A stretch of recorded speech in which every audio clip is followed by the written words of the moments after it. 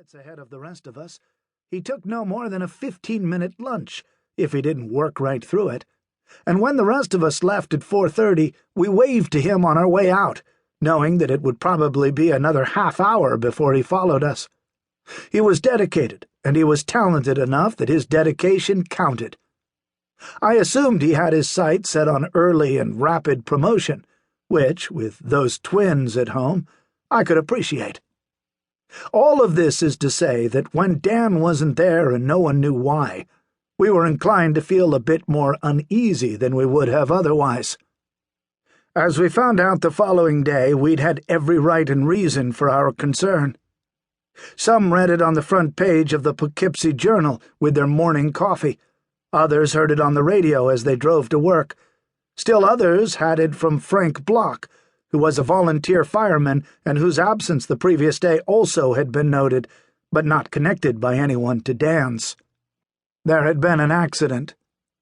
Dan was an early riser, you see, as were the twins.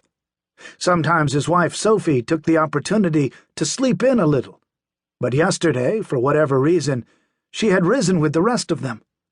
It was early enough, just a little past 6, that when Dan suggested the 4 of them nip into town for a quick bite of breakfast before he left for work, the idea seemed reasonable.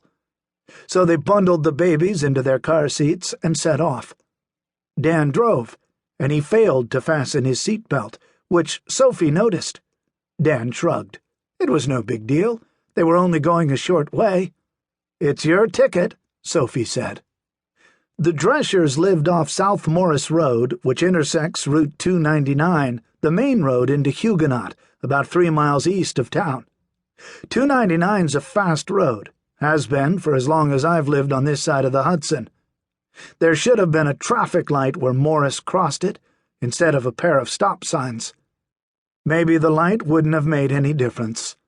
Maybe the fellow steering the big white 18-wheeler would have had it up around 70 anyway. Dan said he saw the truck approaching from his right as he turned left onto 299, but it didn't look to be moving as fast as it was. He pulled out, and that great white beast slammed into his Subaru like a thunderbolt. Dan was thrown through the windshield, too, as it turned out. Safety. Crushed together, car and truck skidded along the road, jagged bits of metal showering sparks as they went. Before they stopped moving, the car erupted in a fireball that was answered a second later by an explosion from the truck. By the time the first police car raced to the scene, it was too late. It had been too late, I suppose, from the moment Dan's foot pressed on the accelerator. The car swept out onto the road. Could be it had been too late the moment the idiot driving that rig had glanced at his wristwatch, realized that, if his morning delivery was to arrive on schedule, he was going to have to make up some time, and stepped on the gas, shifting up as he did. The fire took his life, which I wish I could say I felt worse about, and it consumed Sophie and the twins. 2 days later, the coroner told Dan that, in all likelihood, his wife and children had been killed in the impact, and most likely hadn't suffered much, if at all. I guess the man thought that he was giving what consolation he could. Dan was polite enough to that coroner, but I think he still was wrapped in the same daze a cop had found him stumbling around the side of the road in. His face was bright with blood, as was the sweatshirt he'd pulled on for going out. At first the officer wasn't sure who this tall guy was. As he led Dan toward one of the ambulances that had arrived to find themselves useless, he assumed Dan was a bystander who had been caught in the accident, an early morning jogger hit by debris.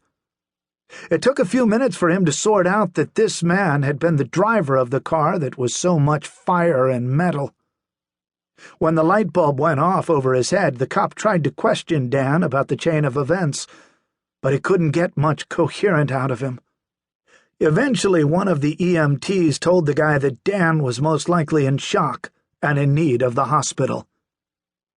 The fire took the better part of an hour and 3 fire companies to extinguish. Traffic coming into and out of Huguenot was delayed and diverted until early afternoon. 2 weeks after